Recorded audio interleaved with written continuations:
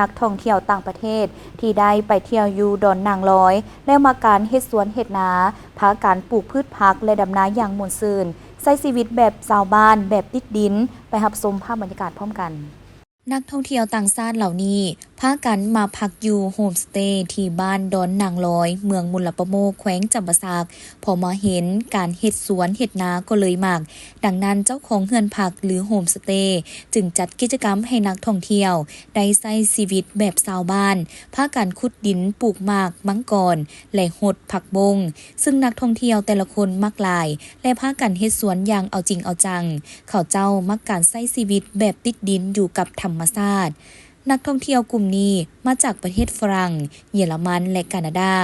บางคนมาเที่ยวลาวข้างทำอีทแต่รู้สึกประทับใจหลายต่อกับประเทศลาว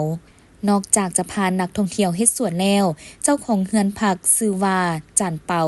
ยังพานักท่องเที่ยวต่างประเทศไปเฮ็ดนาน้ำอีกเพื่อให้เขาเจ้าเรียนรู้การปลูกข้าวใช้ชีวิตแบบชาวนา